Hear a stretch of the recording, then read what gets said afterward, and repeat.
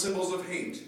Watts had struck down their burning cross, the universal symbol of disfigurement of humanity. Clary said, "Watts, whatever you do to that chicken, the KKK will do to you."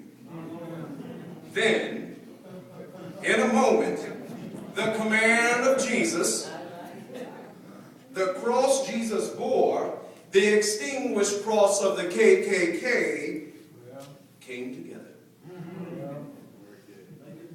Watts kissed his chicken. My Lord.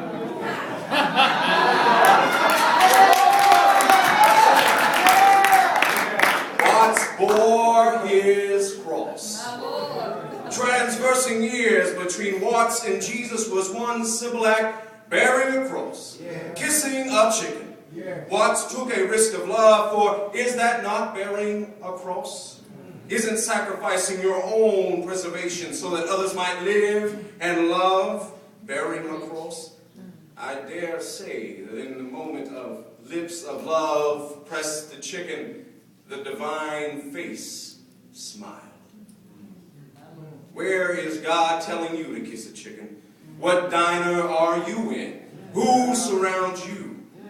Bearing a cross challenges us to reevaluate our perspective on life. Throughout the Christian tradition now, some have used the 10 Commandments for Christian living. One commandment says, "You shall not make for yourself an idol, whether in the form of anything that is heaven above, or on earth beneath, or that is in the water under the earth." Now, that might mean not placing the 10 Commandments in the courthouse on the state house. Maybe there's another commandment that says, "Thou shalt not murder." And these 4 words are called upon when the cognitive dissonance of faith and capital punishment arises. Sure, the commandment does not say, "You shall not kill," though we be wise to listen to God in the Levitical code as well.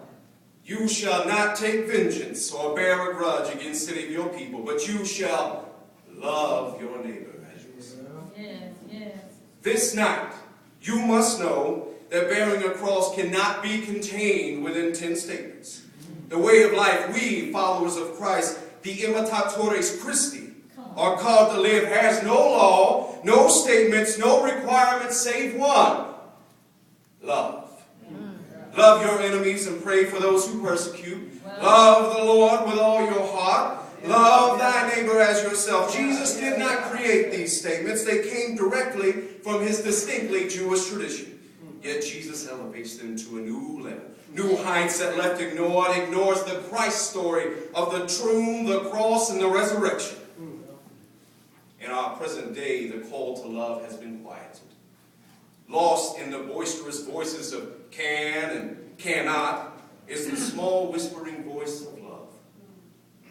We have become obsessed with legislating morality because we have forgotten a call to love. We, instead of placing upon our shoulders our respective crosses, we have placed them in the corner, in the closet. Instead of collecting followers, they only collect dust. If we are to live radically with a cross on our backs, we must learn how. When we choose the cross, when we choose love, we reject division.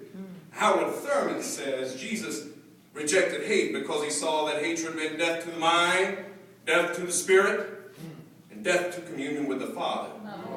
Choosing the cross rejects the ignorance of power and chooses enlightenment of love. Bearing our cross rejects division and commits to healing. Bearing our cross drinks deep, not of the polluted waters of injustice, but to the rushing, cleansing water of justice. Drink deeply, my friends.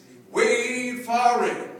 For when we are up to our necks in the cool waters of justice, know that you are deep in the well of God's love. Amen. Could somebody tell me when differences became an opportunity to hate?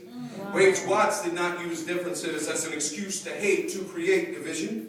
Maybe we ought not listen to those voices that say there are divisions between white and black, conservative or liberal, Protestant or Catholic, Christian or atheist, saved or damned, urban or rural. Shall I continue? Traditional or contemporary, old or young, Tea Party or Progressive Party.